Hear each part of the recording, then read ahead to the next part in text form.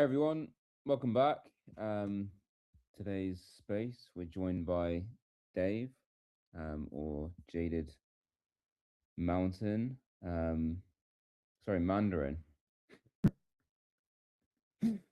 Jaded Mandarin.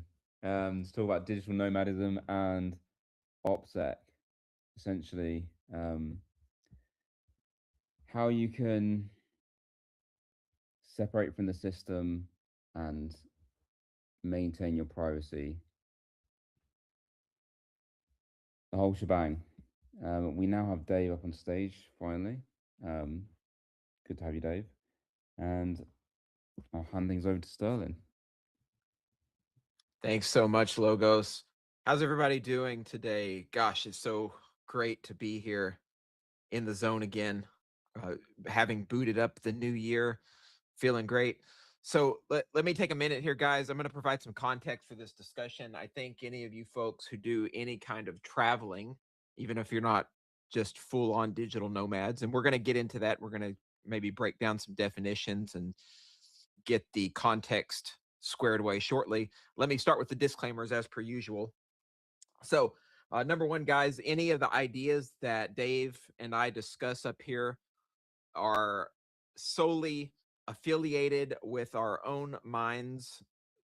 They Any of these ideas, philosophies, thoughts, or considerations are not associated with the Logos brand, identity, or movement. These are the product of our own thoughts. Number two is if we happen to discuss projects, and this one we probably will, if we discuss any kind of projects, cryptocurrency or otherwise, none of this is to be taken as financial advice. Please do your own due diligence before you YOLO into a shit coin or any other kind of project. The onus is on you. You take that peril at your own risk. Number three is this is a community space, my friends. We're going to, of course, have a conversation with Dave. I'm going to have a conversation with Dave for about 60 minutes.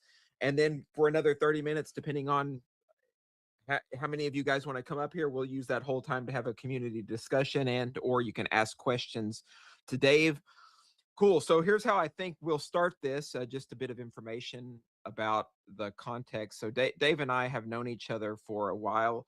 I I can't remember. Dave, you'll have to correct me if I'm wrong. It was maybe last year's People's Reset, actually, where we met for the first time. And ever since then, Dave has been involved in the Logos community, and him and I have been in communication and have spoken. He's just a brilliant guy. Has been, I think I would consider him a crypto OG. He's been in the space a good while. He's also been in the voluntarist slash anarchist slash crypto anarchist space for a good amount of time. So he 100% shares our values.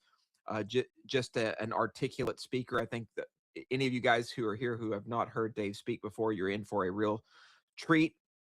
So, one last thing, and then I'll have Dave introduce himself. This discussion really arose from just me chatting with Dave about what we want to talk about because a lot of what we've been discussing in the logo spaces recently has focused very strictly on the surveillance apparatus and how we can push back against the surveillance apparatus. And we've had a number of speakers on, including people like Seth for Privacy, Derek himself, who hosts the People's Reset, have come on and spoken about these topics.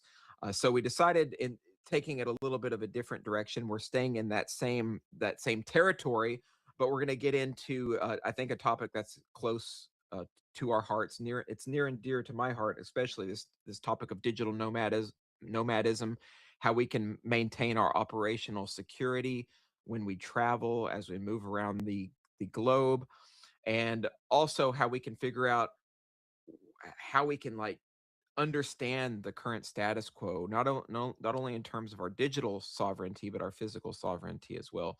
So Dave is here to talk to us about that. I want to give Dave an opportunity now to introduce himself. Thanks for showing up, brother. I really appreciate it. I think we're going to have an amazing conversation. Well, I hope so, man. You really just loaded me up here. Man, I hope I'm as half as brilliant as you just said I was, but I'll try my best. Trust, my friend. Cool. Well, for the people who don't know you here, Dave, maybe it's a good chance for you to introduce yourself. Just talk a little bit about your past experience in space, whatever else you want to bring up. Sure. Hey, and thanks, Sterling. and the whole Logos crew for inviting me up here and for being so welcoming. I've met Roxana. I've met a few of the other obviously Jared and a lot of the other core Logos team in Prague, at Dark Prague, and before that the Parallel Society group, or not Parallel Society. Sorry, that's what you're doing. Parallel Neapolis in Prague, and like you said, Sterling, I've just been kind of real concerned with doing anything I could do to help grow the privacy tech ecosystem for a long time now.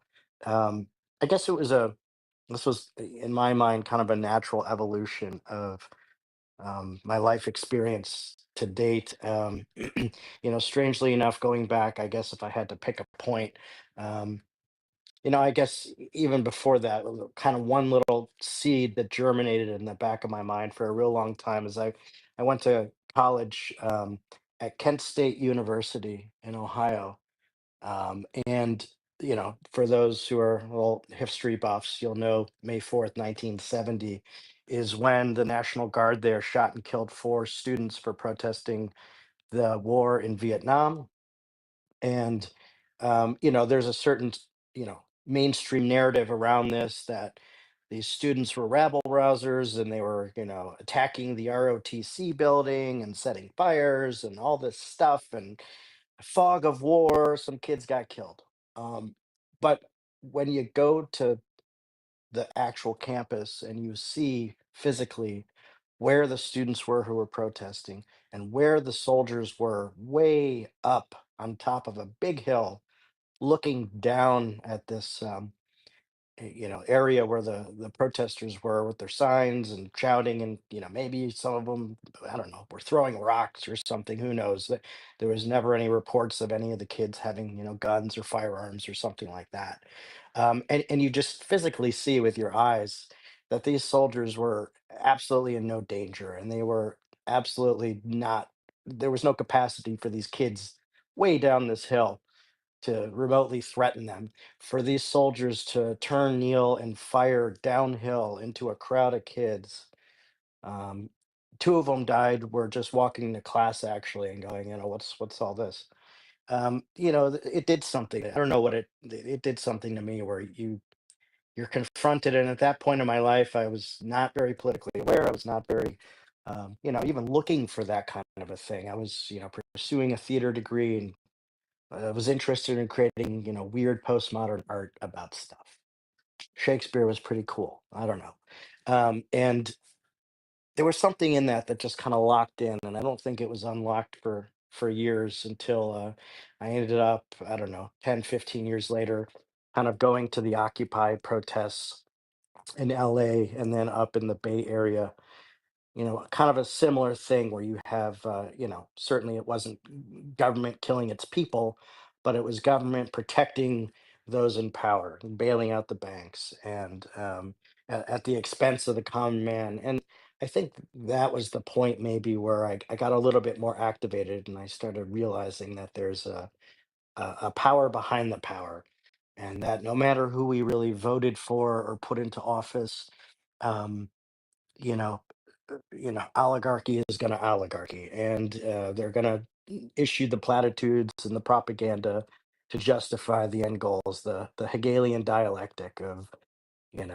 wanting a certain solution, but knowing you can't just do it, so you help facilitate creating a pseudo problem in the public, or astroturfing a certain group to illuminate a certain problem, and then you're able to go in and do the thing you wanted to do as a supposed answer to that. At first, I was kind of on the left. It was pretty far left. I guess in today's parlance, you'd call that like Antifa or something. I was never a card carrying member, but I was kind of marching in the streets against that, and then I started realizing kind of the same authoritarian tendencies there that I was supposedly fighting against, and needing to drink the Kool-Aid or take the litmus test of you need to espouse these certain things, and if you don't, you're an enemy, and kind of got turned off from that. But my nomad journey, so I mean that's kind of where my formation of being very aware of humans needing um, protection from powerful structures, and how when crypto came about, especially Ethereum. I was in Bitcoin since 2011, but really with Ethereum and seeing the possibility of smart contracts, it just immediately made sense to me that this is something that could be created as a tool that just like Bitcoin was fuck you money and it couldn't be turned off by a government. Government can't kick in a door of Bitcoin Incorporated and say, stop the presses. Anything we build using smart contract tech, and ideally what Logos is doing with privacy preserving smart contract tech is something we're going to need to communicate, to transact, to coordinate, to do everything else that we need, and in a way that is absolutely unstoppable. But my nomad journey really began. I was a professional gambler going back 20 years on a card counting team, traveling the world, getting tossed out of casinos. And having all that fun ended up segueing into poker and started to build a bunch of um, poker technology and online casino shenanigans. Ended up in San Francisco and building a bunch of real money stuff and social stuff. But then, so I was already used to traveling. I ended up, as soon as, crypto companies got bigger, I ended up working at Kraken. I led the uh, mobile product team, kind of built that division out. We built and launched a bunch of mobile crypto apps to trade crypto futures, and the pro app, the regular app, the ones that are in the app store now that you can get.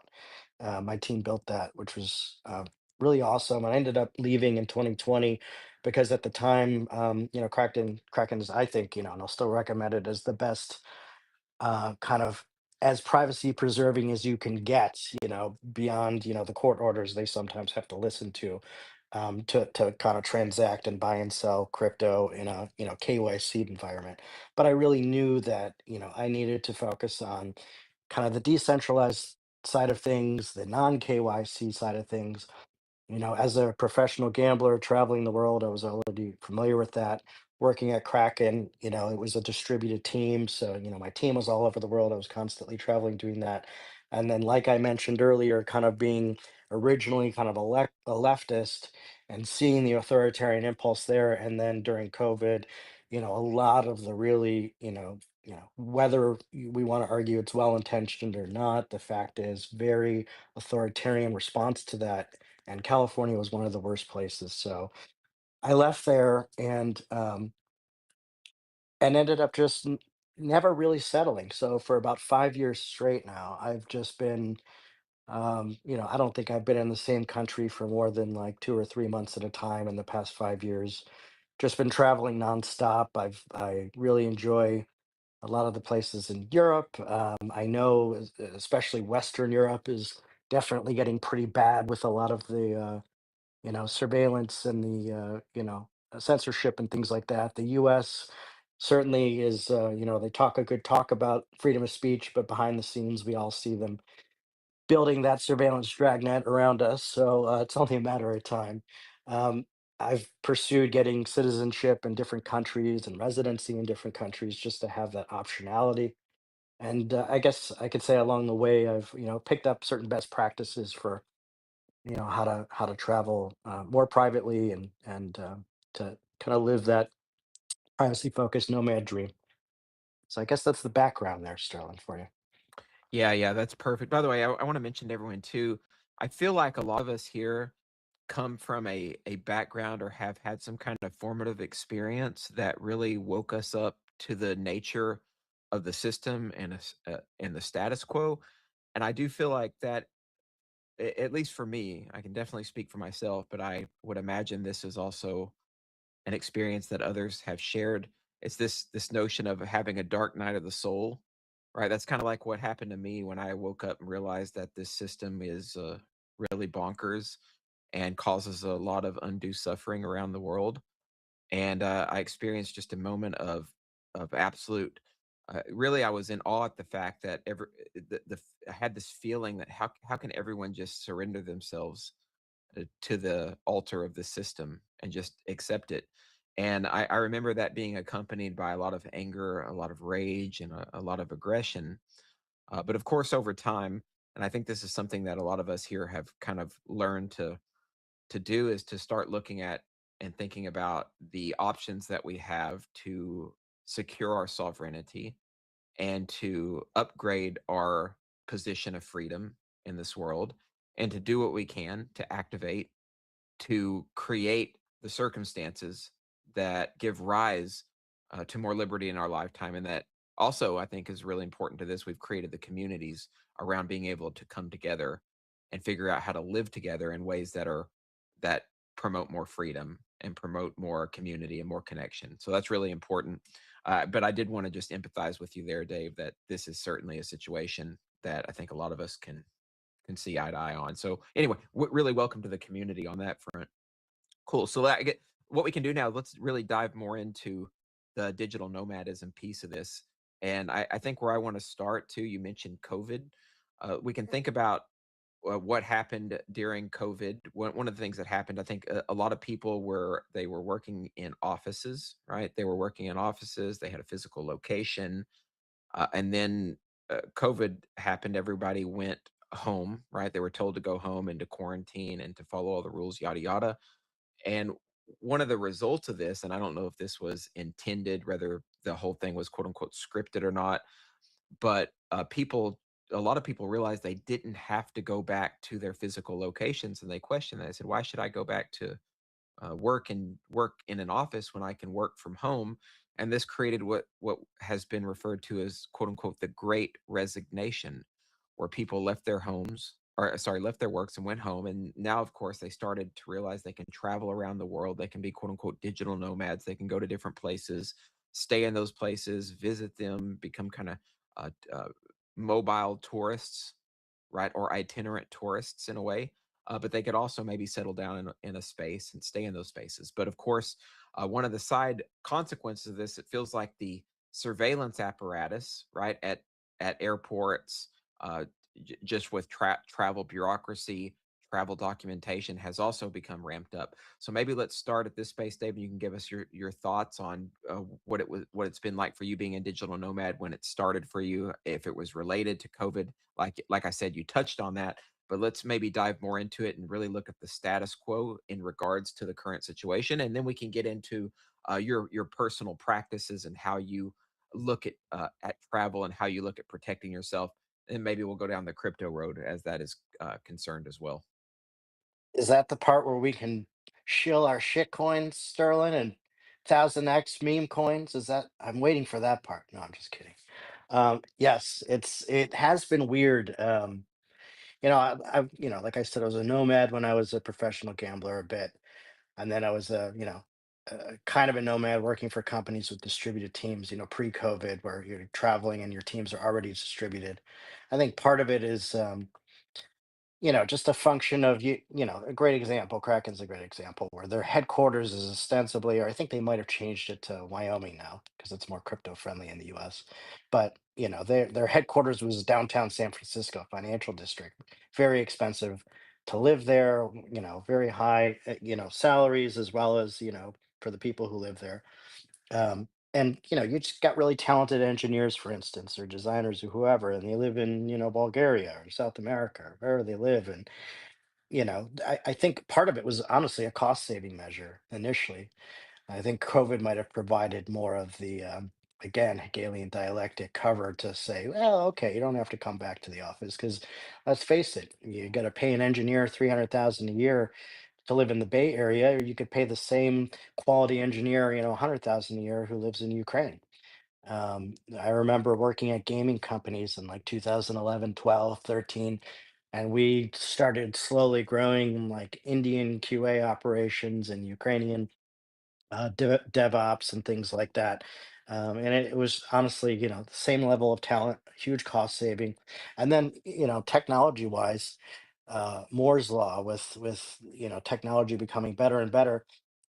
It's the ability to have real time video and collaborative tools is a lot more robust now than it was even 10 years ago, and so it really makes that easier. But in terms of since COVID, especially, yeah, traveling more full time. I have seen, and I love, I mean, I don't love it, but I love taking pictures in airports around the world that have the nice, friendly graphics up that say, hey, coming soon. just let us scan your iris and you'll get through so much faster. And all these like cartoon pictures of happy, smiling people giving up their biometrics because it's going to make their lives so much more convenient. Or walking down a street, I remember I was in like Vienna recently, and, they've got signs up on, you walk by the bus stops and things, and they've got the like city billboards and stuff there, or, messages and talking about, get your digital ID so you can, more quickly and easily pay your, city tax and your water bill or whatever it is. And so you start to see this in different parts of the world. Going to certain airports where 2 years ago you walk through and you showed your thing to a human, and now you get no, you got to go in this queue and you have to show your ID to a computer, and they scan your iris and you walk through a thing. One of the funniest things about this too is it's become more and more common when you board a plane, especially an international flight, that they want you to stand in front of the camera, and they say, oh, it's faster, it speeds it up. And so you wait in this line as one after the other, people stand in a line and they stand in front of the camera, and another human on the other side of the camera has to go, oh, wait, no, okay, we have to do it again, or actually move a little to the left, or what. And you time like the average time it takes to go through this supposedly faster thing. And then I go up and I say, no, thank you. I step away from the camera and I hand my passport to the person there, and then they go, okay, and they look at it and they go, okay, good, and they send you through, and it's the same time or faster than the people who are supposedly doing the more convenient thing. So it just really exposes the hypocrisy that it's clearly not about the convenience, although that's how they're trying to sell it. So in terms of the context for the current travel situation, I'd say that it's, worldwide. They are, building more of this technology. And what's funny is the messaging is everywhere about the convenience of this technology, but the reality is it's actually not more convenient. In terms of, I don't know how far you want me to go on this, and you have some other questions, Sterling, but there are some areas that you can opt out, and there are some areas that you can't opt out. And obviously, the carrot or the stick is eventually, I assume, a lot more of these like optional opt out points will likely eventually be closed, or now the opt out, especially like if you're traveling out of the US, it's still pretty optional. They assume that you're going to do the iris scan or whatever it is, but if your, I guess, your rights, then you say, no thank you. I always try to be polite and nice. You don't want to be the guy that's like wearing the you know Anarchy in the UK t-shirt saying, fuck you, I'm not doing this. You want to, I always, try to say, oh yeah, I'd rather do it this way. Um, and it's usually fine. But in Europe, and I'm sure coming to the US, more and more, it's no, no, you have to do this. You have to walk through this machine, or okay, you have to go over here and wait. And it adds a lot of burden. Same thing with those the scanners. They have the metal detectors you go through, but then they also have the thing where you raise your arm and it just radiates you with all the stuff. You can opt out of those things by saying, oh, I'm not comfortable with that or whatever. But more and more, these types of things are becoming less optional. So um, it is only a matter of time, unfortunately. And you do see it year after year increasing. Yeah, I have a lot of comments on this. That's really well stated with regard to the situation, and there may even be people who are in this space right now that maybe haven't even completely taken in to account how worse the situation is getting. Don't worry, guys. We're going to get to the solutions. This is what Dave's here for, but we do want to analyze this so that we can and get granular with it, so that we can fully understand what's happening. So just a couple of things. I wanted to mention a personal story. I travel all the time, and this is really relevant for us in this space because we're all going to these different parallel societies, these different blockchain communities, these special economic zones. The travel is really part of the bread and butter of what we do in crypto, right? Because we're trying to build communities, right? And so usually when I travel, I I do like you, Dave. I try to opt out, and like you said, there's parts that you can opt out of. But one of the things that I noticed, especially when I travel overseas, they almost always try to do the facial recognition before you get on the airplane, and then sometimes they'll even some countries they'll take like a fingerprint, and I'm just, wow, this is getting out of hand, and I'll say no, listen, I'd rather not do that. And I remember one time traveling out of the U.S. I think I was going to somewhere in South America. It might have just been uh, Brazil. Anyway, I can't remember where I was going. This was a little while back, but I said I want to opt out, and they actually started laughing at me like they were trying to shame me. And they said, "Well, you can opt out, but basically we have all your information anyway." They were just telling me that I'm just a slave to the system. You can opt out, but we still have all your information, which is probably not untrue. But the problem, of course, is this stuff it stacks, right? It has an effect, a cumulative effect, where now they have even more data and more information on you to try to surveil your whereabouts and figure out where you're going. So that really is a tragedy overall. But I think another thing, and this is going to be a tip for a lot of you guys, something that I've noticed whenever crypto people, people even working in the adjacent crypto space, just like parallel societies, etc., they'll be bragging about their crypto online. They'll be decked out in like their Versace crypto bro gear. They've got their Irish tweed cologne on, and they're like super braggadocious in their presentation. And so if you're going through all, and this will we'll get a little bit into the OPSEC behind this, but one of the things that they'll be wearing all this stuff, and now they're already having all their biometrics taken, they're sticking out like a sore thumb. And so you can also actually make yourself a target for further scrutiny and more extensive searches too. So we can talk about like the search procedure too. I don't think you've gotten into that, Dave, but this is an interesting point where maybe we can get to some practical tips around how we can protect ourselves as we do travel. Yeah, I mean that's a really good observation there. And some of the practical tips that I learned, actually, these were techniques that I unintentionally kind of picked up during COVID, when you, especially living in California, and you go to, the grocery store, whatever, pick up takeout food, something like that. And, people, freaking out about the masks and the vaccine cards, or proof of this, or, and, at first you meet a lot of that with incredulosity. Is that a word? Incredulity. There you go. That's the vocab word. And anger, and, we all took that, well, not we all, but a lot of us took that kind of red pill, and it quickly spiraled into a black pill. And you have these arguments with these people who are, at the end of the day, they're just trying to go home to their families. They're working their job, and, they don't know or care. And, we could say that, they're the, I'll use a really extreme example. They're the Nazi guards with families. They're just doing their job, man. But, at the end of the day, I learned that if my goal was to get through life with as little hassle as possible, with the maximal, kind of freedom that I was pursuing, the best route was typically to be non-confrontational, and to be genuinely kind about things. It doesn't mean that you're a pushover, or that you don't hold your boundaries. But, when it comes to travel, especially in like airports, for instance, I found that simply, even like you saying, I'd like to opt out of that. Yes, you're accomplishing all those things, but that even comes across as, oh, we got a problem guy here.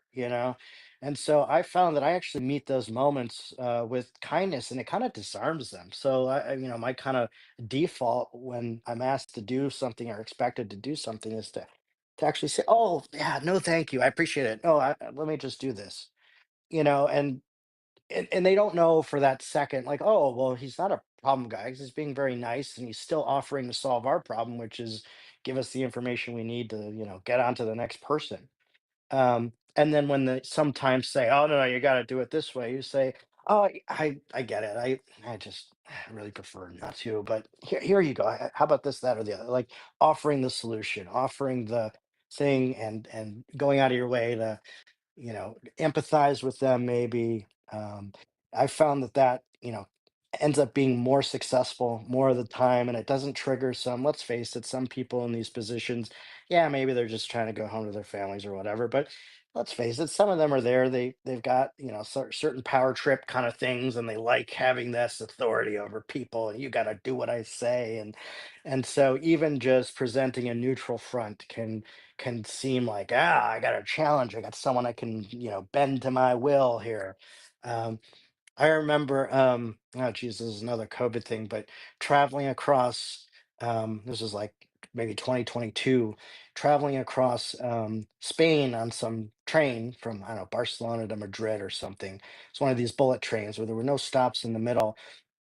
And I knew there was going to be a problem because when I got on the train, it had like the UN Sustainable Development Goals logo. That what's that round like pie shaped thing with the 13 different colors or whatever that you see certain people wearing on their pins or whatever. And even though at that time masks were no longer required, and proof of this, that, or the other was no longer required, when you got onto this train, because it was, I guess, an international train, even though it was all within the country of Spain, they had their own rules, and their rules on this train were everyone has to wear a mask unless you're eating and drinking.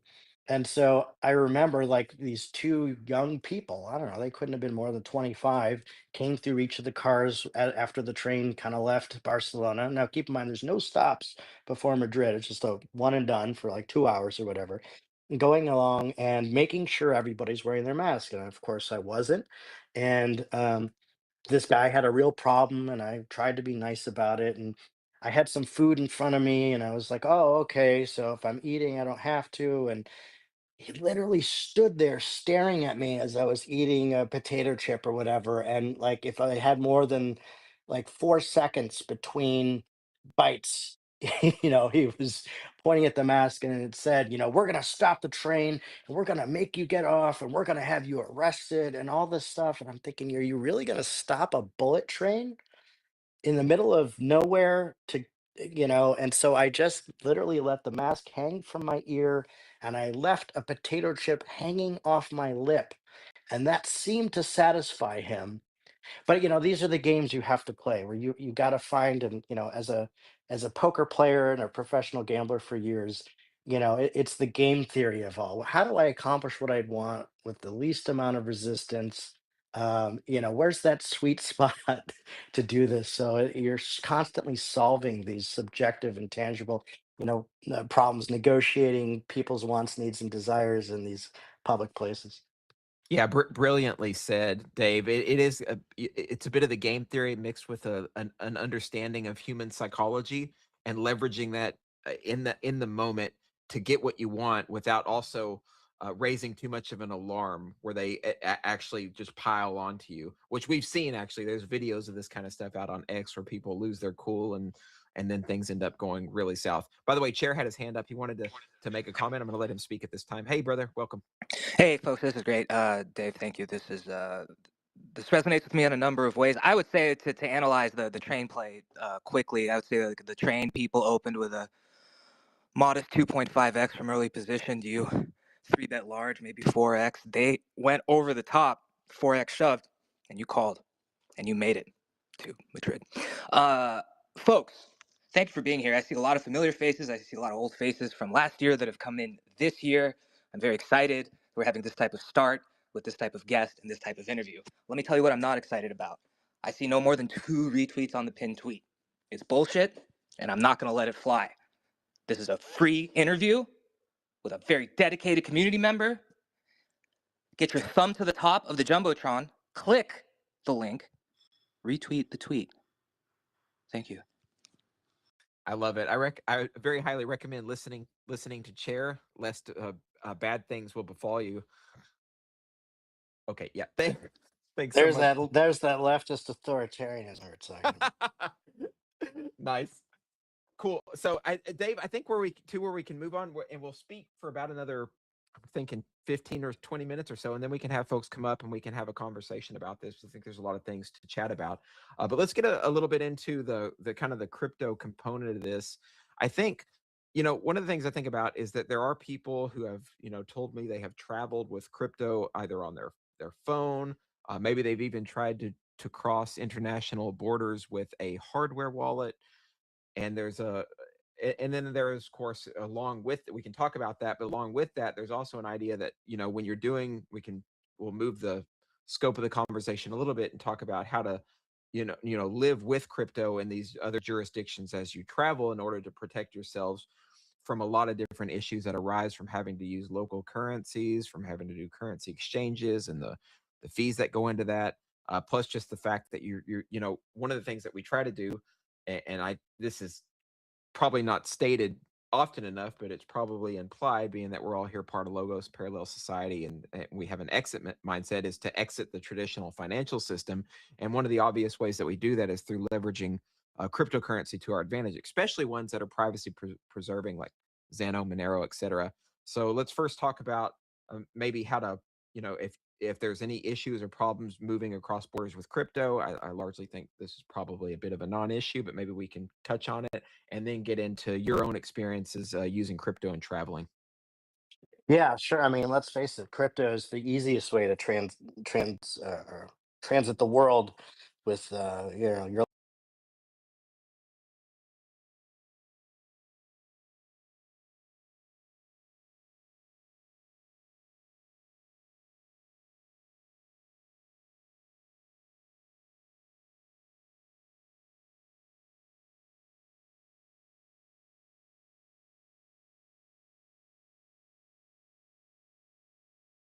something like that. When I was with Kraken, we actually went through a certain training because a lot of times you're traveling with crypto wallets, you're traveling with multiple PCs, with external modems, with this, that, and the other, and so we would just have you just have your cover story ready to go, and they ask what it is. You just, again, innocuous, friendly. You're not presenting a threat. You have a really boring job. Yeah, I work with a lighting analytics company, and I got to travel with this. It's dumb, I know. Something like that. Where your story is, don't wear the flashy, Pepe the Frog T-shirt with your bling bling and things like that. Um, so it's about presenting a very, you're playing a role. I mean, at the theater school, you go to an airport, you're playing the role of the like really boring, kind of tech adjacent guy who's just, doesn't have a personality, is the bottom line there. And when it comes to, like I know one of the things that Logos is doing is with the key card. That's really cool. I love that design. I mean, it literally looks like a credit card. So, they're really never going to know it that, which is, I think, a huge, huge bonus and something that I've been meaning to try out. But luckily, I have not had major issues traveling with that kind of thing. In terms of you know, uh, transacting with value, I mean, let's face it, a lot of us got some original seed money or whatever. We traded in our shitty, devalued fiat slave money for beautiful, pristine crypto assets at some point. And once you have that and you want to, get Monero, get this, get that, get some other thing, cash out some stable coins somewhere, peer to peer. You don't ever need to go back to that centralized exchange again. DeFi, and I teach a lot of DeFi workshops at different freedom conferences and stuff around the world now, because it amazes me still how people who, they get the value prop of crypto, they know it's important, they have some, they stack it, and but crypto is more than just a store of value. You can do stuff with it, and one of the things you can do with it is you can, one of the very basic things, not even talking about DeFi growing your wealth or whatever, is just you can transfer it from one form to another. So if you have Ethereum and you need stable coins or Monero or this or that, you can find a DEX, decentralized exchange somewhere, where you can do this yourself, and it's out of the eyes of any kind of KYC or government surveillance or identity. There's some pseudo anonymity, obviously. If you have a doxed wallet, they could theoretically assume that it's you, but if you haven't had to follow the travel rule, which is something that they're trying to ramp up around the world, where you have to basically dox your private wallet addresses. But if you don't have a doxed address like that, you can kind of do whatever you want with it. And it's very easy. People sometimes think, oh, it must be really complex, but it's really not. You walk through it once or twice. It's, second, third grader, could figure it out if you walked them through it enough. And so, any of us can learn how to not only get stuff on chain, but to do things with it or to transfer value from one coin to another, depending on your needs. Yeah, a couple things too, Dave. Something to mention.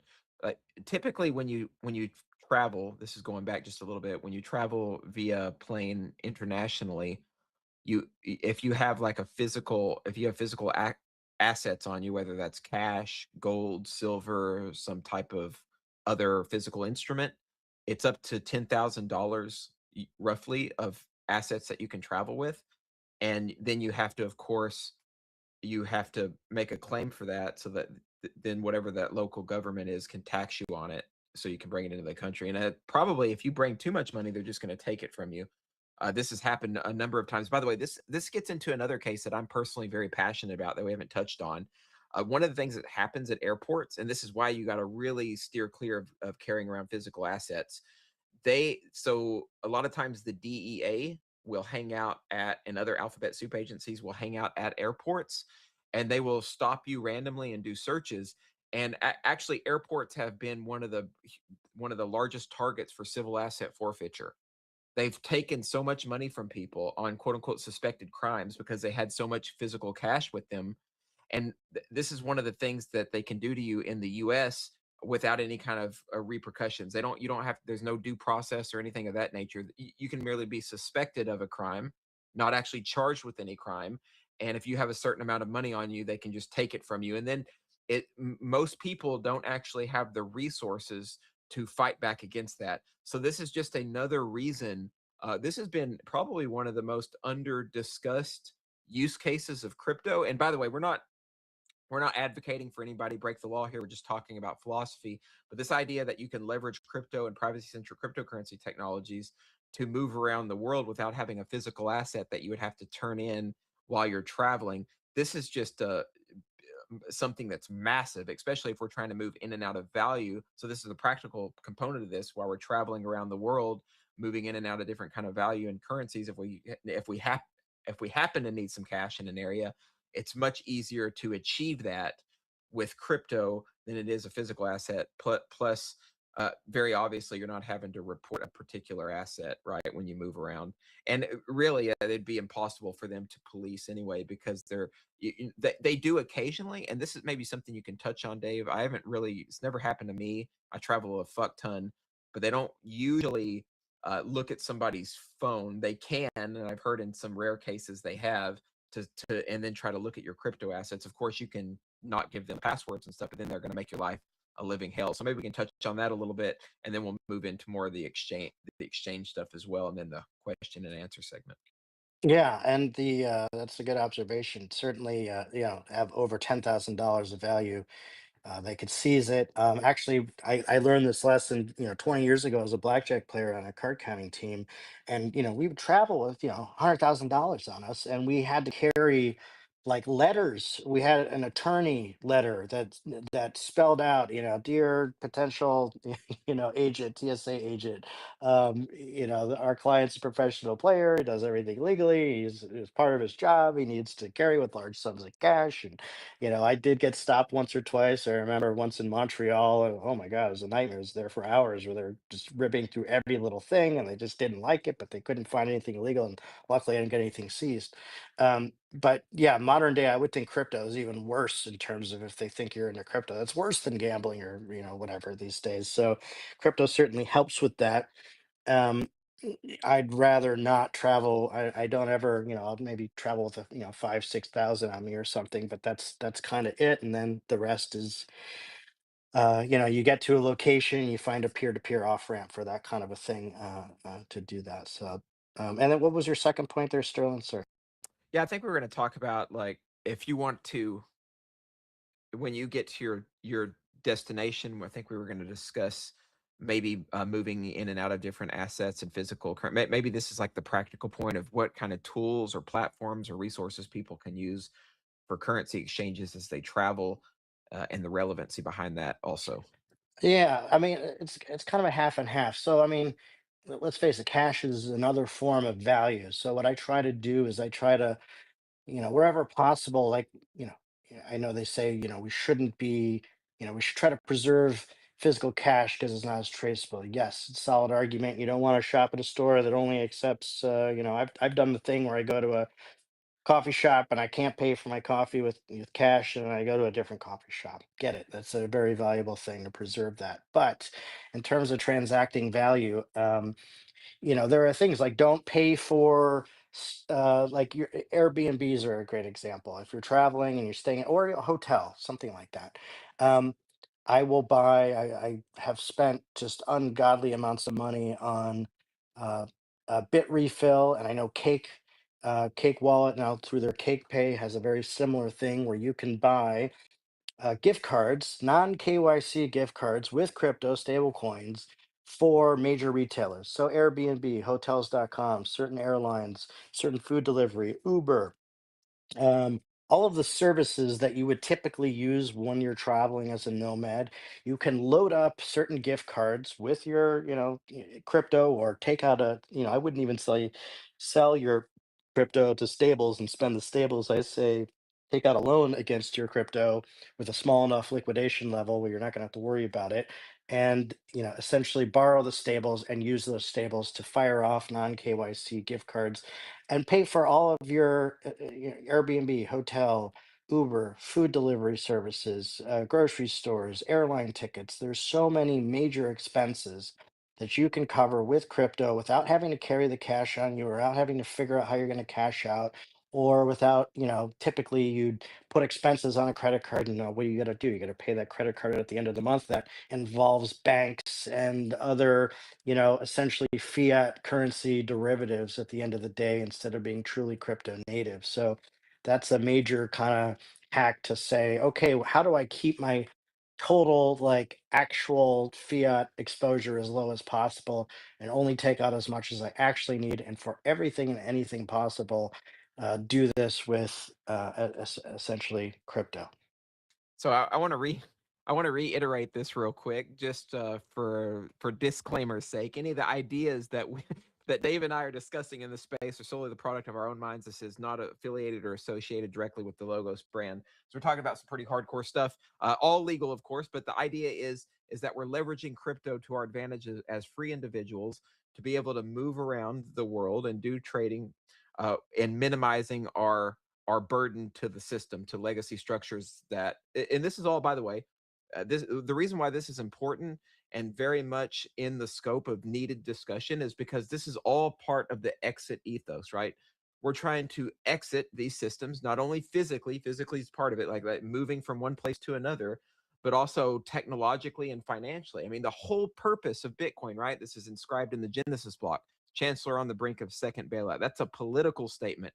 The idea there is that these systems are naturally trying to hurt our own ability to access wealth, to access money, to have financial sovereignty.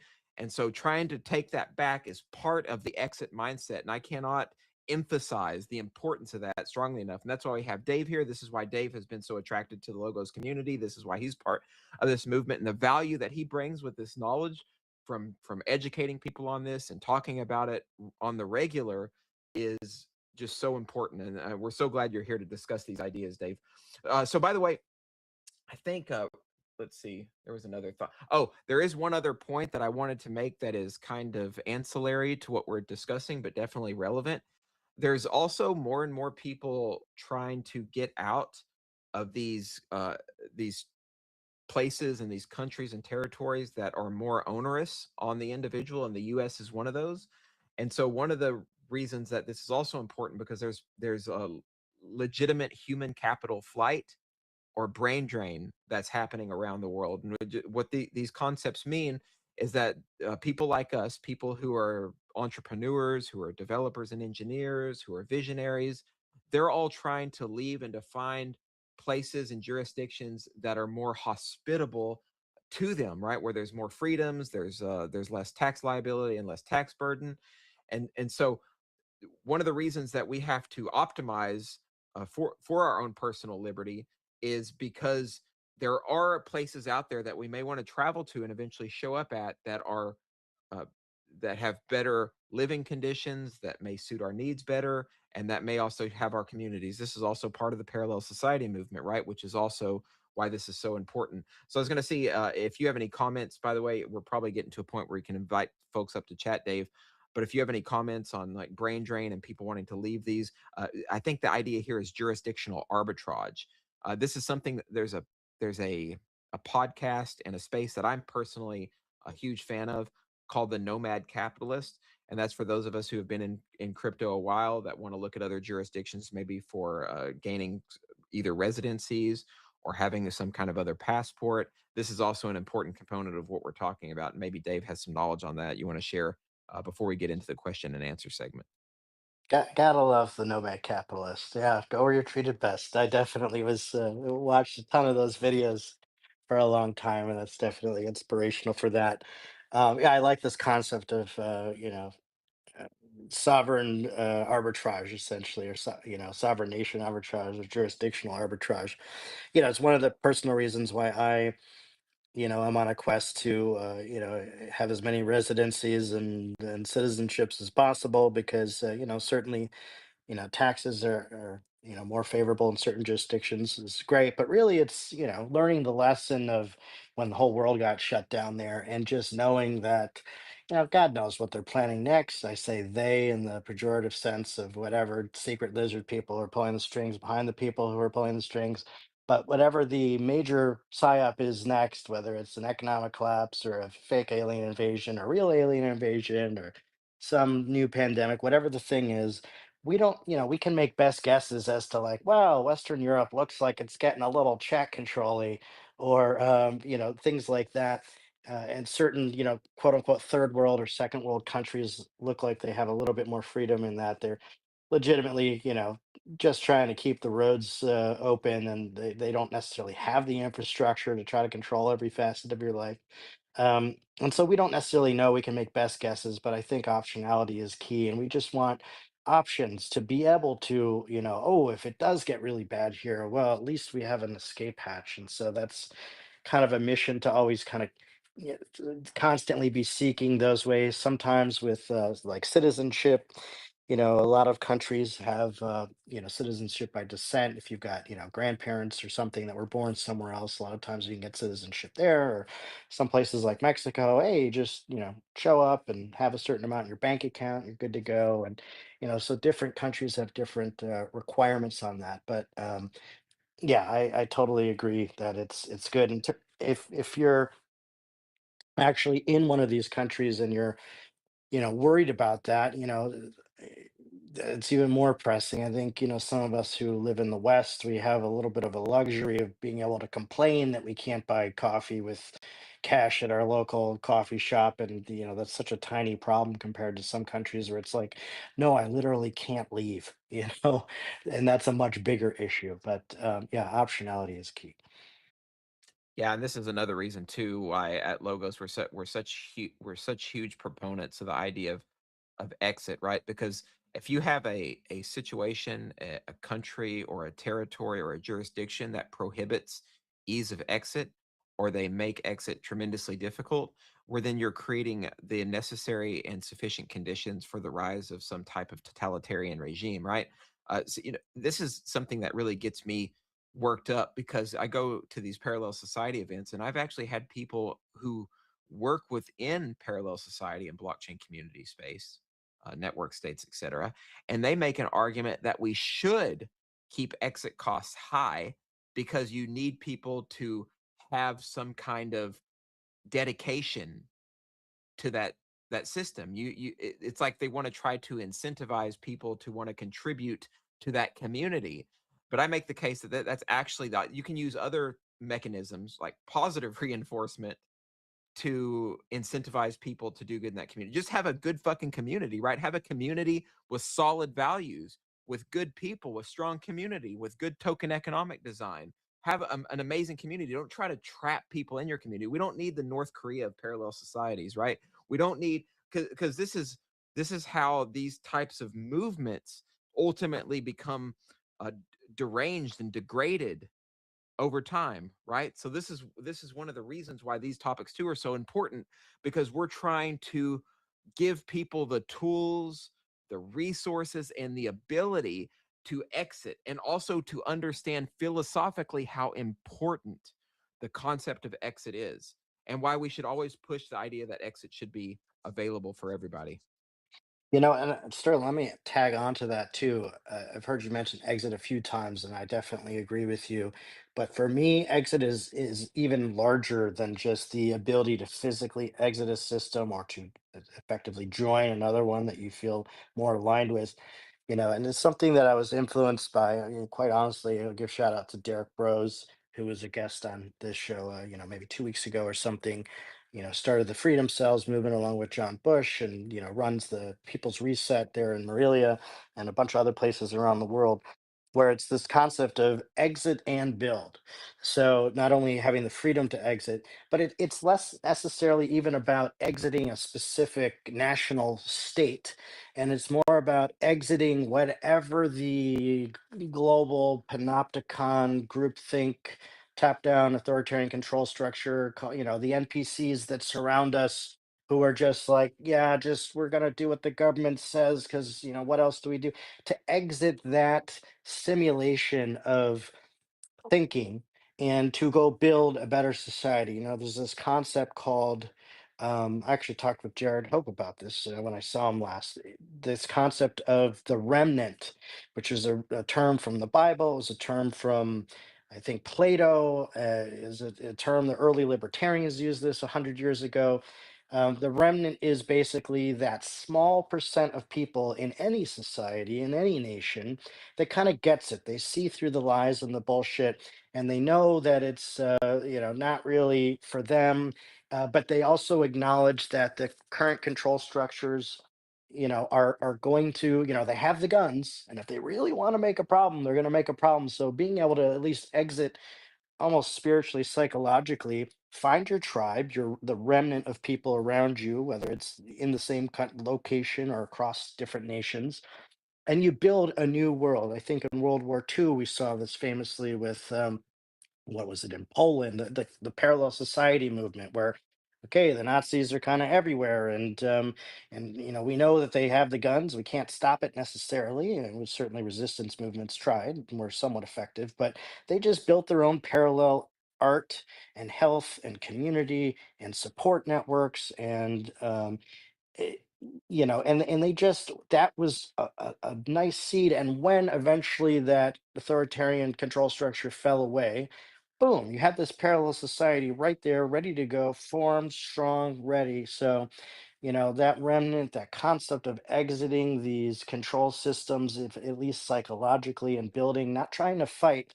I think as an early leftist, I was in the streets and I was constantly shouting and yelling and fighting against the war machine or whatever, trying to stop it, trying to stop it. And that's great that some people still do that. But I feel like we have more success just going, cool, you do that. We're going to go over here with these people that see the same things, and we're just going to build something. And we're not going to worry about trying to pull people out of the matrix or try to smash the power structure. We're just going to build our own power structure. And as the main power structure falls away with the ebbs and flows of time, we're just going to continue thriving over here. So I think tools like Logos are a critical piece of being able to have this remnant, this exit and build society, parallel society, be able to build and transact and grow in strength, regardless of what other bullshit's happening around the world. And if we put our energy into building that instead of worrying about how terrible the latest black pill bullshit is, because newsflash, there's always going to be another thing.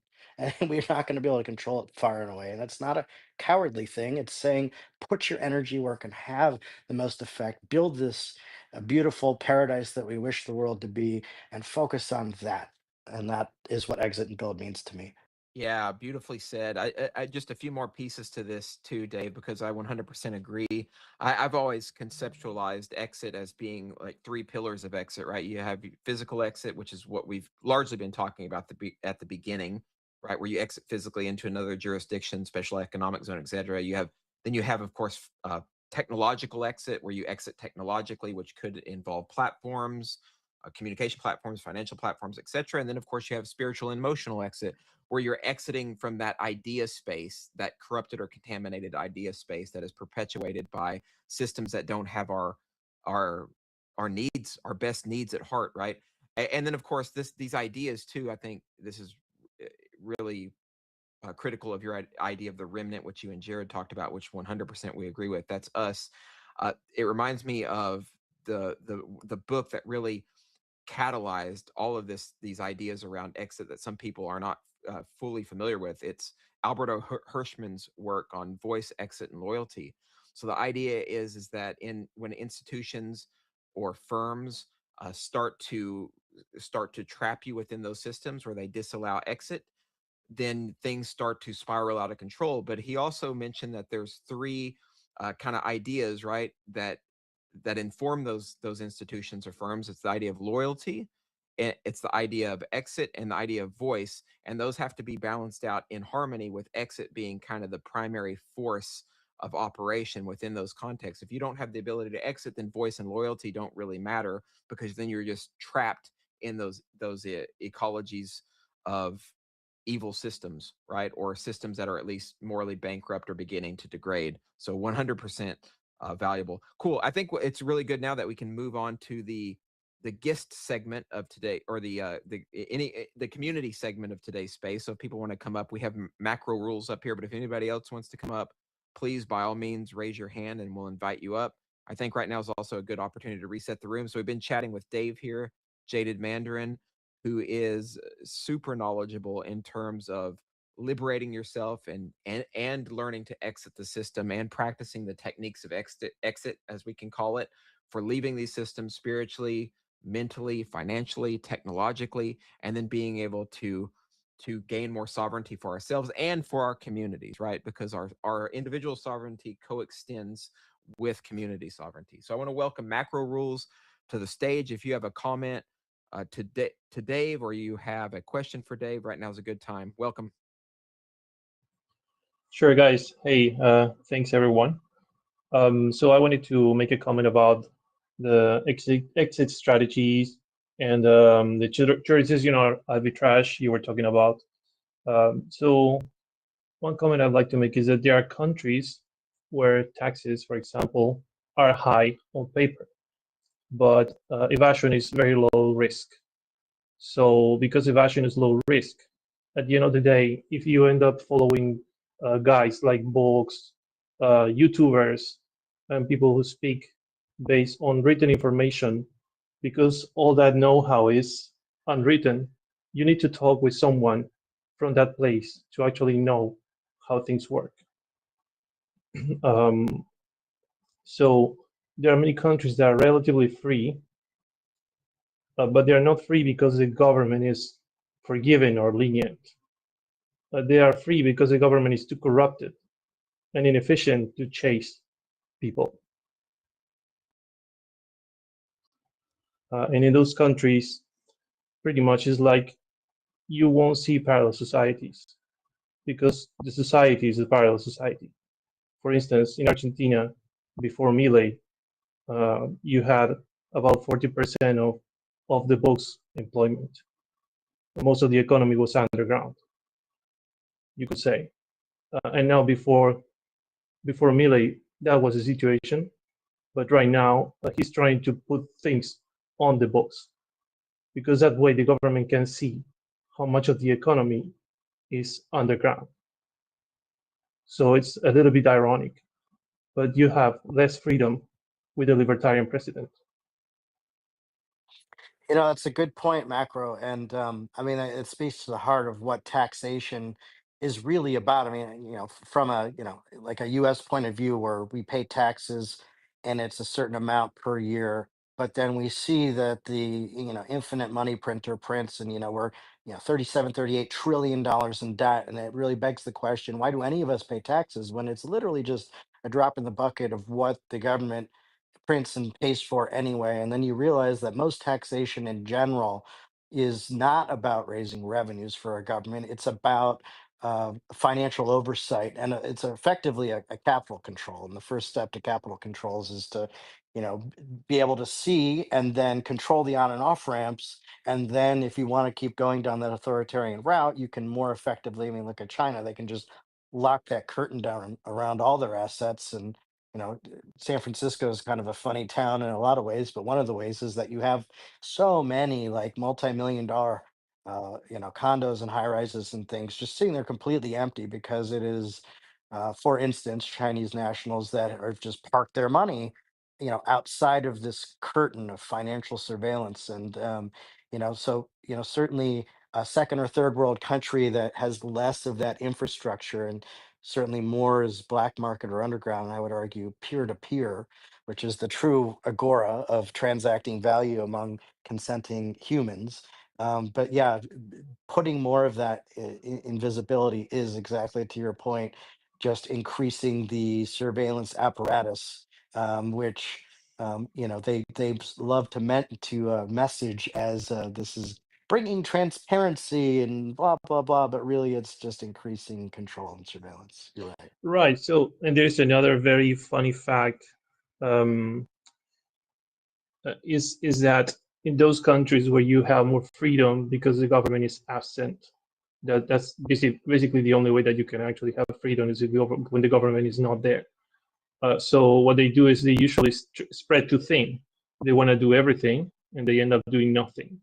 So as long as they are not there, right, to collect taxes or to chase people who don't pay those taxes, they are also not there to protect you if someone tries to break into your house.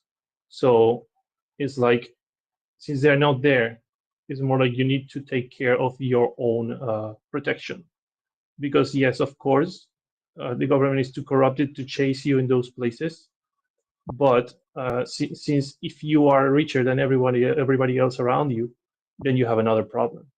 Because eventually, what you do is seen, and your personal security starts to be at risk. It's like, imagine being rich in Venezuela. It's like, for how long can you be rich? Those who are rich need to, live in secluded areas and take care of their children. Basically, they live like in a cage because whenever they go out, they are targets. Everybody knows they are rich and they want their money because they're starving. So yeah. Very, very well said, Macro. Really appreciate up here with your comments for Dave. I wanted to mention something also to your point. I feel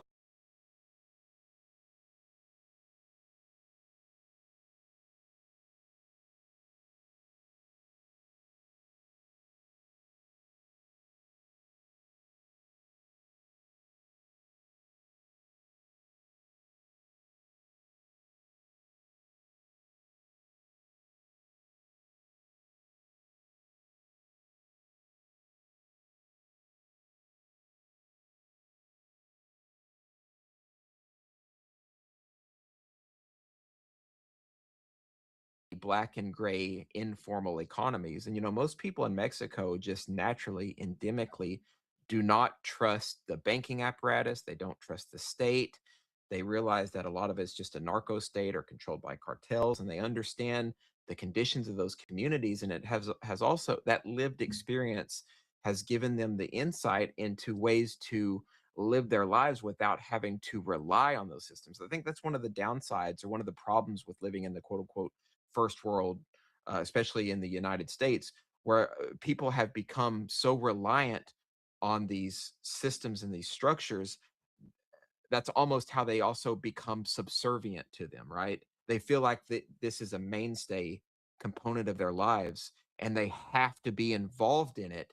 And to them, this represents what it means to be quote unquote civilized. But in reality, being civilized means having more autonomy, means being more free, having stronger communities, having stronger ties, being independent, not having to rely on a bank.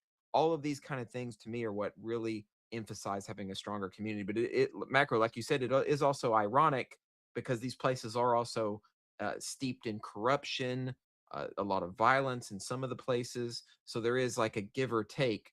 But I mean, I would wager, or I'd make the case that a lot of these places that are more quote unquote first world are also more Orwellian and have larger surveillance states, and in a lot of ways are also way worse in terms of their corruption. But they've gotten so good at the corruption that it becomes invisible, right? So that's one of the issues. Mm-hmm.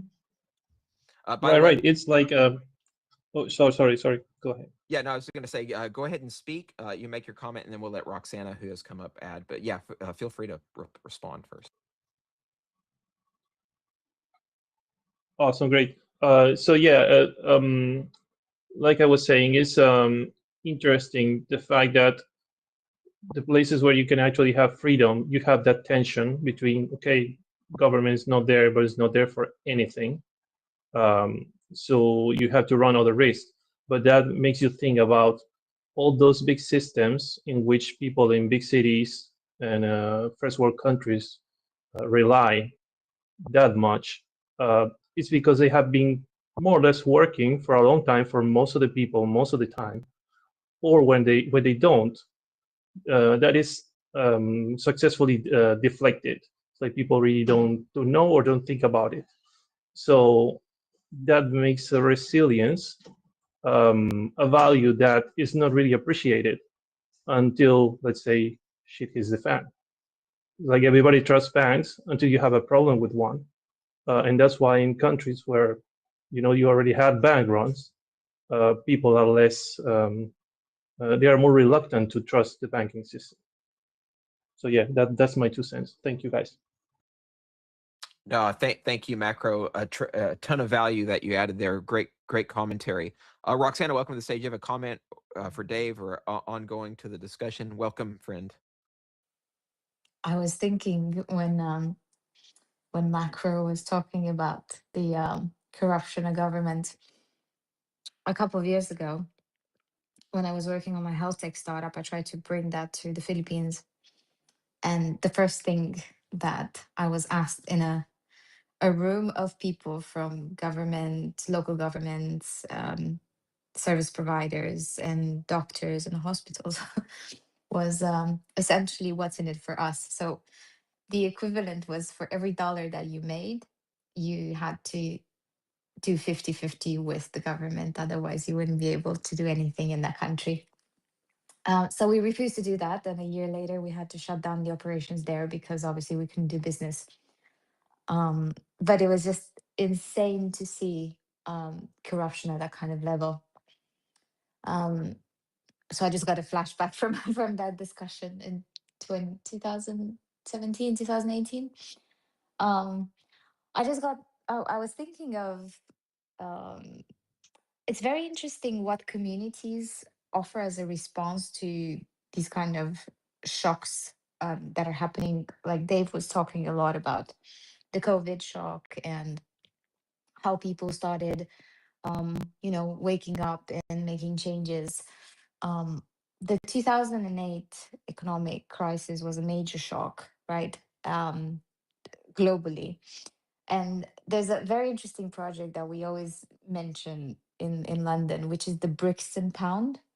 Essentially, it's a local currency, it's a local coin. It's banknotes, but it's a local coin that was designed during the economic crisis in 2008. It was meant to help local businesses survive through the economic crisis.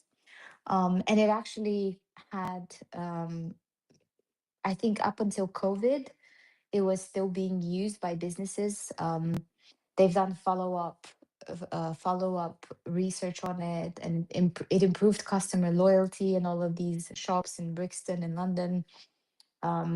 It improved, I think, even contributions grew per £1 billion. So it actually had a positive effect. And it's fascinating to know that people don't necessarily have to leave this country in order to design their community currencies, right? Because it was a community currency. It's fascinating. The biggest concern is that it kind of stopped during COVID, but the fact that it went on for over 10 years says a lot of the idea that we could potentially build something similar, um, as a means not to exit, but to have a parallel economy locally, run locally, to support the local businesses that are always struggling. Globalization makes it harder for local businesses.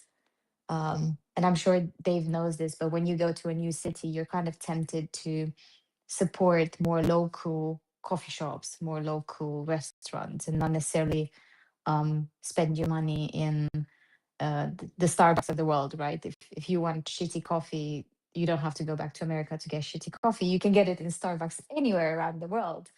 But if you want to support a local business, it's much more thrilling to do that, and it's a great way to give back from having the opportunity to be there and to get a taste of the culture, support local entrepreneurship. Absolutely. I always love seeking out, like, I want the most culturally authentic experiences. And yeah, so forget the Starbucks. I want to find the best local coffee, and you find the honestly the best quality in having so many great conversations, and using either broken English or a translator app to hear about their techniques, and finding stuff that's like, wow, this is amazing. I never find this anywhere in the US, let's say. um, yeah, I have a question for you though, Roxanne, in terms of, and I hear this a lot about, there's different, for better of a lack of a better term, like alternative currencies that are focused on. I mean, I think the first one that became a joke was like Dentacoin. It was a coin that you used to pay for like dental services, right?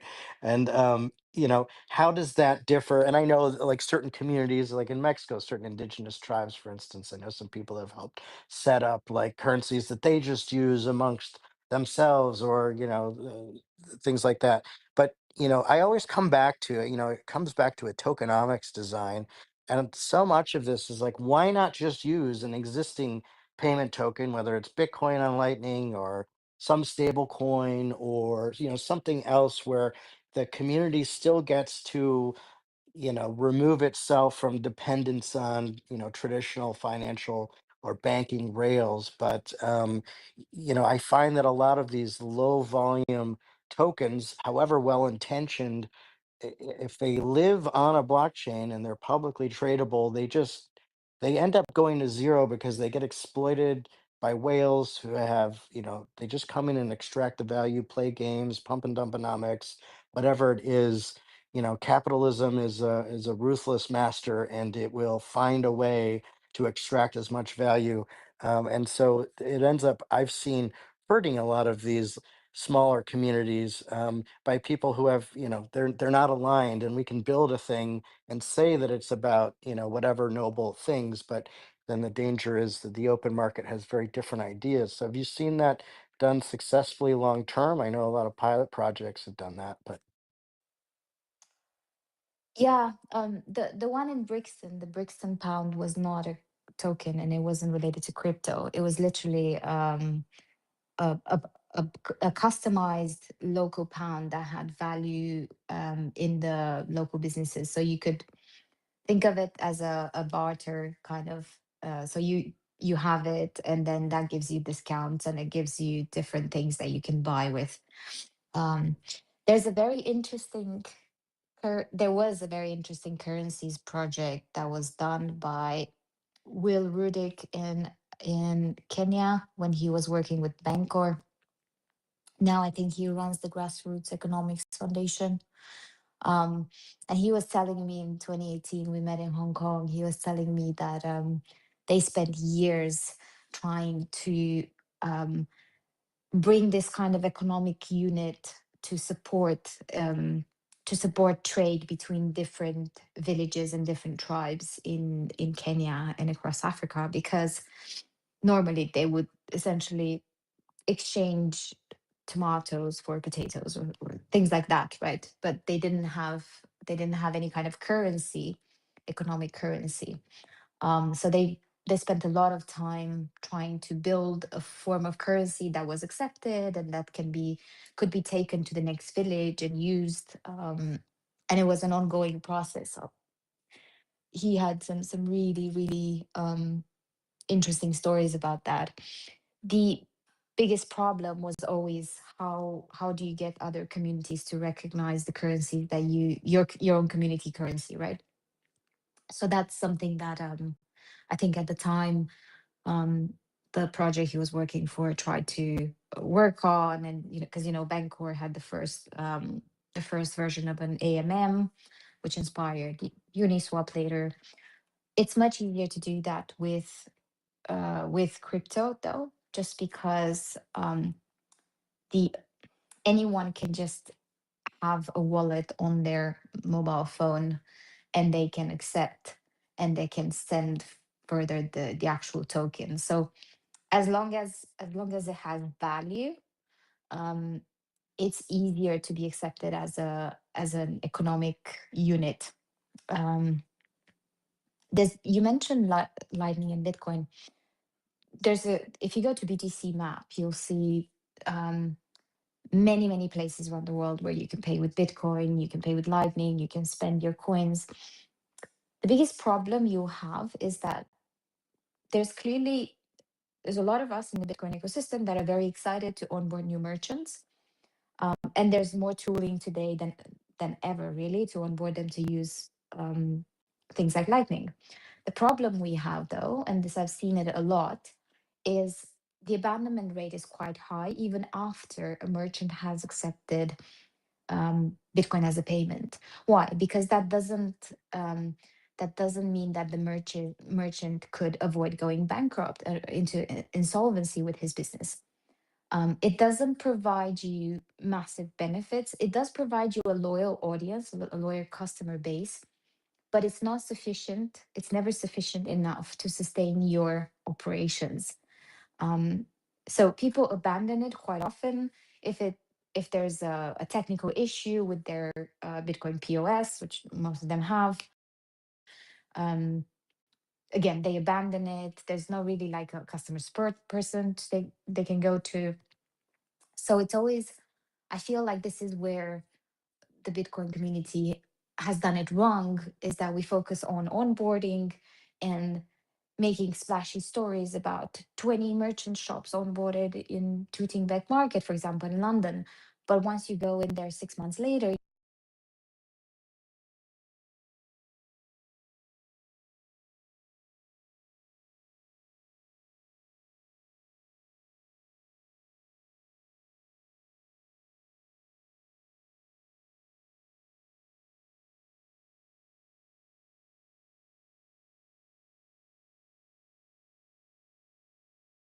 local communities are not powerful enough to economically support the merchants that adopt that kind of payment alternative. This is something that we really need to work on. And this is why I'm really excited about Logo Circles, because creating this sort of small, cohesive community that understands the problems and wants to get involved and wants to improve civil society, but also understands, the economic struggles because they live in that community.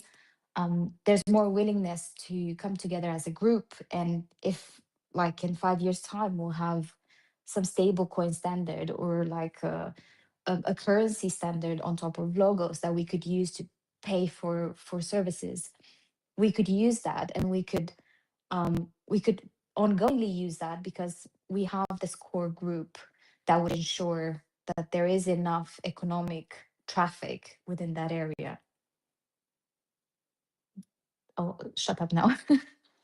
That was great. Thank you for that. Yeah, that was very clear, and it shows where my head's at that you went through this explanation, and I'm just like, yeah, but crypto, and you're like, no, idiot, it's like real in person stuff. It's like, oh yeah, actual peer to peer economies. That makes so much more sense when it comes to a smaller community.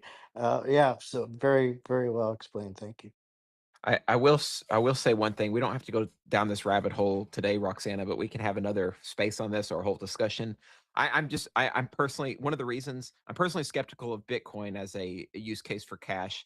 And one of the reasons that I'm skeptical of that, and this speaks to the drop off rates that you were talking about and the disuse that has happened within that ecosystem, because I think the ecosystem itself, a lot of the individuals suffer from a bit of cognitive dissonance, and they have a paradox they have to resolve. So a lot of the philosophy behind Bitcoin right now is talking about Bitcoin as digital gold, right? If it's quote unquote digital gold, then why are you going to be trying to use it as cash? Most people don't use gold for cash, and they see the clear difference. One's specifically a store of value, the other one is a cash use case, right?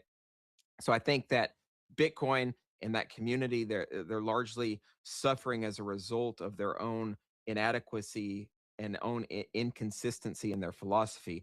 And I personally, this is just my personal perspective, by all means, I tend to take Roger's view. I think that Bitcoin going in the direction that it did, having the propaganda that turned it into a situation where it's a store of value rather than peer-to-peer electronic cash, set the industry back a number of years.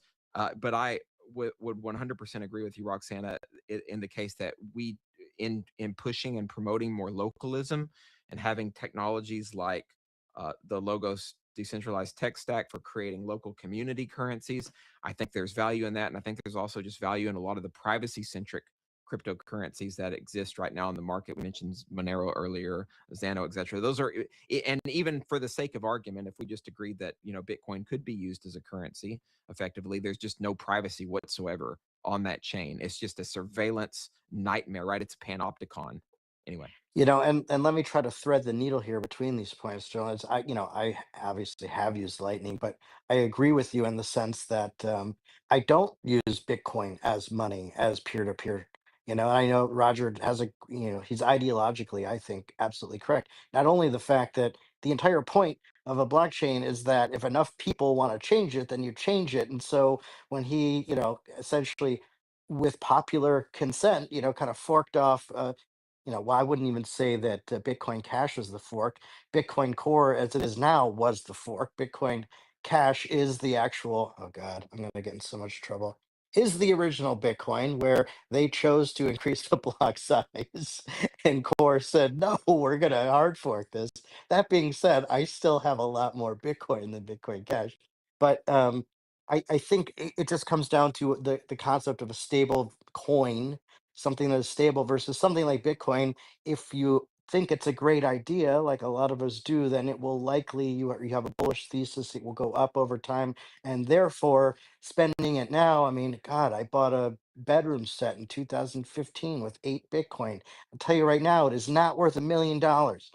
But or $1 million as of 3 months ago, a little bit less than that now. But having Bitcoin as the store of value that you use as collateral and certain DeFi protocols to take out loans as stable coins and use that to become productive is effectively using some aspect of Bitcoin as peer-to-peer cash, but while preserving the capital itself behind it. So threading the needle there, not spending our Bitcoin, but using the Bitcoin as collateral to spend on things is, I think, the key there. I think Roxana? some currencies work as they don't work as a retail currency. So in this case, Bitcoin is definitely not working as a retail currency.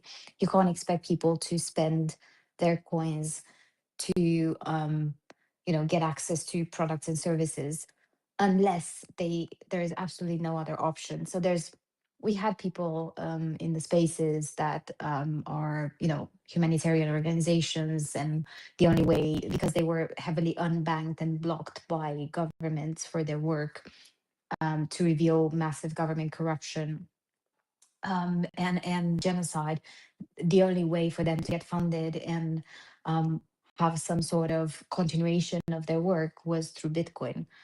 And it worked for that. And they didn't need the privacy, they just needed a way to get funded so that they could carry on their work. But it doesn't work as in, expecting someone to spend it because of the massive value fluctuation that it has. So people will naturally not want to spend it if it's too cheap, because they'll think, well, if it goes up in value, I'm gonna regret it.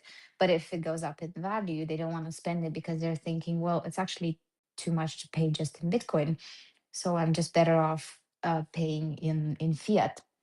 But it does work if you want to do finance. So if you want to do institutional finance, if you want to do settlement, if you want to enable, I think we spoke about this before, but if you want to enable real estate finance, if you want to enable merger and acquisition type of activities where you could do large settlements within 10 to 20 minutes with a OTC provider as an escrow provider, then that's something amazing that it can be used for, but it's not going to be used for retail. It's not going to be used for buying coffee.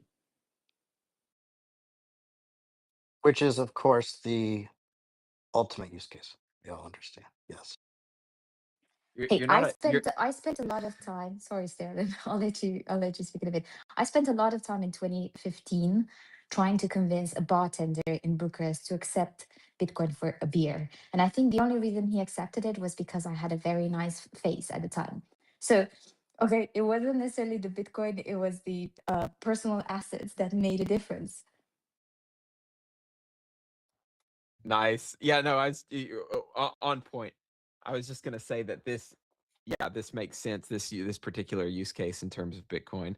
I think, yeah, it's just I just have a personal struggle with the way the whole direction the ecosystems has gone with regard to number go up. But listen, I'm not gonna. I don't want to continue down this path, right? Because this is another discussion.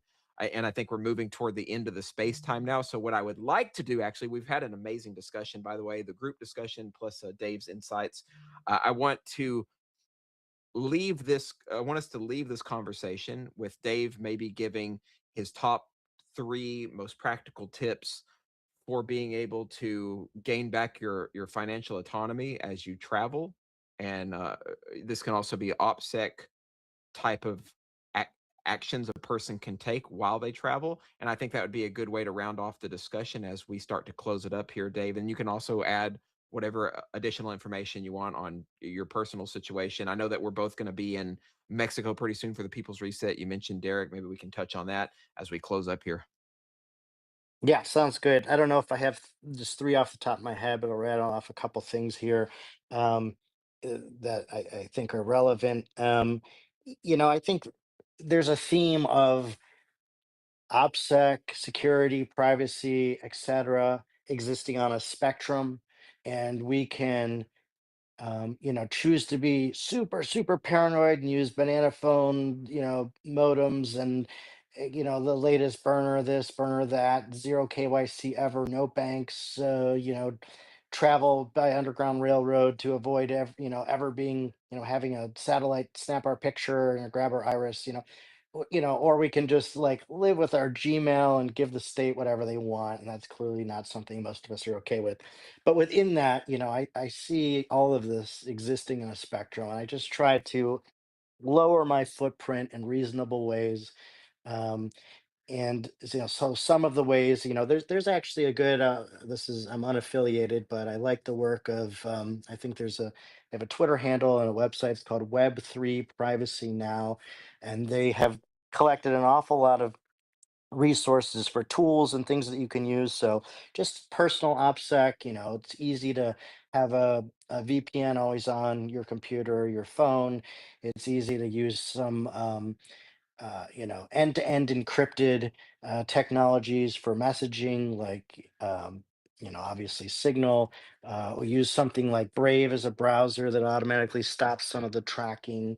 Um, there's a lot of suggestions on that site as to different tools and things you can use. I use Bitwarden as a password manager, and things like that, where you can pick how paranoid do you want to be, and within there just develop some good common sense habits that you take anywhere in the world with you. Obviously, general OPSEC, VPNs are good, and you just always assume somebody's trying to fuck you somehow, and act accordingly. But reasonably, I would think. And so reasonable means different things to different people.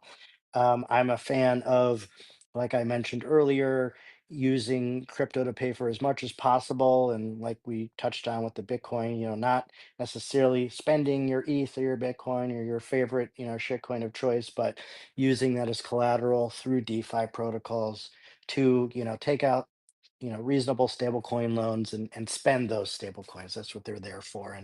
And where you can buy non KYC train tickets, airline tickets, food, hotels, Airbnbs, as many things as you can buy with that is, we talked earlier about, the local coffee shop, and great, you want to pay with fiat, awesome. Sometimes people say, well, if they only take plastic, I don't want to support that system. Well, I would go one step further and say, um, how can we just use crypto in general for everything? Because whether plastic, credit card, or cash, that's still a fiat kind of instrument, and I would like to further the use of crypto. And that doesn't necessarily mean, to Roxana's point, of getting the local coffee shop to directly accept it, although that's cool. But maybe you can buy a prepaid credit card that you load up with stable coins and you spend that. There are a lot of options for that these days that work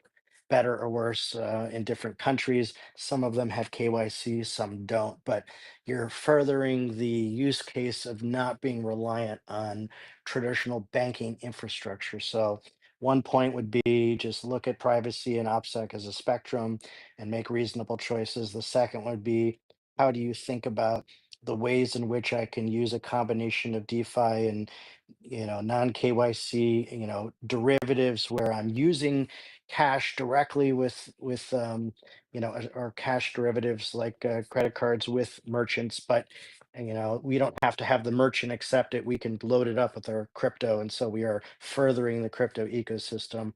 And if I had to pick a third one, it would just be, the original point. I think we kicked the whole conversation off is when traveling, just your mission is to get to your destination by not attracting attention, by being somewhat pleasant and nondescript and friendly, but knowing the ways in which you can sidestep as much of the surveillance panopticon as possible while recognizing it's not always going to be successful, but we can, with a little forethought, accomplish 88% of our goals, I would say, relatively easily, and that generally just increases our privacy and mobility from there. I'm so glad you mentioned again that last point, Dave. Thanks so much. This idea of first of all, just being nice and kind, not attracting attention to yourself, and then where you can, opting out of the different control and surveillance measures at the airports and at security. I think that's an amazing tip.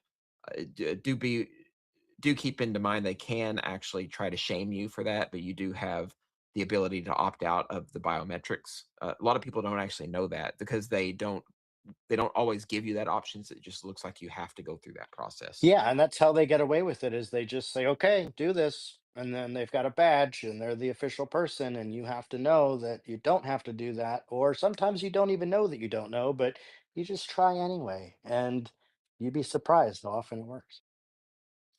Indeed, my friend. Cool. Well, the last thing that I'm going to mention here, and then I'll close it up. So Dave will be at the People's Reset in Morelia, Mexico. And by the way, Logos, we're actually co-collabing with Derek on the event. We're going to be involved. I'll actually be hosting a Logos circle there. We'll be trying to seed some leadership, trying to push the movement forward. So any of you guys also have a code that I can give you guys. It's a speaker code. I'll be giving a keynote presentation there. I think Dave, you're probably going to be doing a workshop, maybe, right?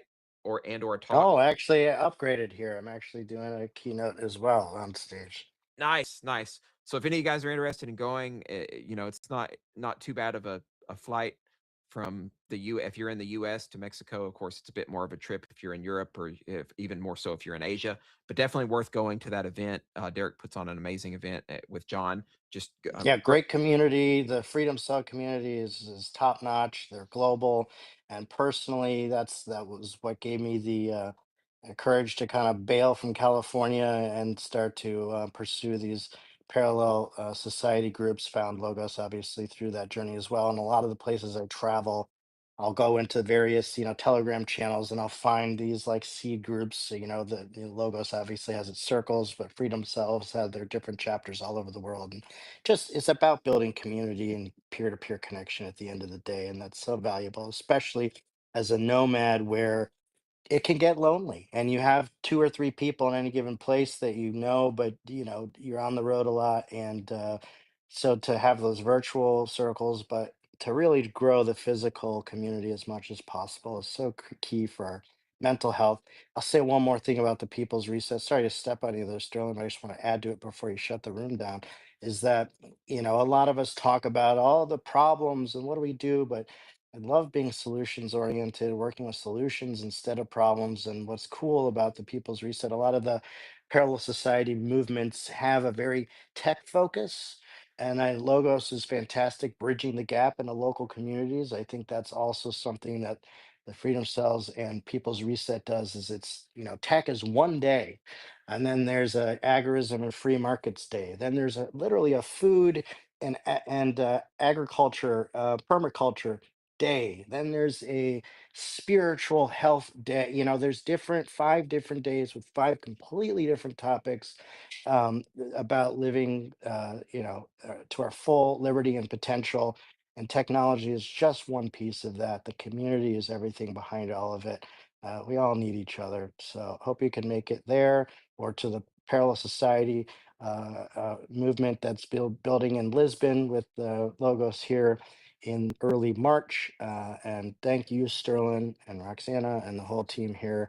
You guys are amazing. I'm just so grateful to be welcomed into this community. And I think this is one of the key building blocks that we're going to need to keep building this remnant into a wonderful, flourishing future, no matter what the lizard people have in store for all of us. So thank you very much.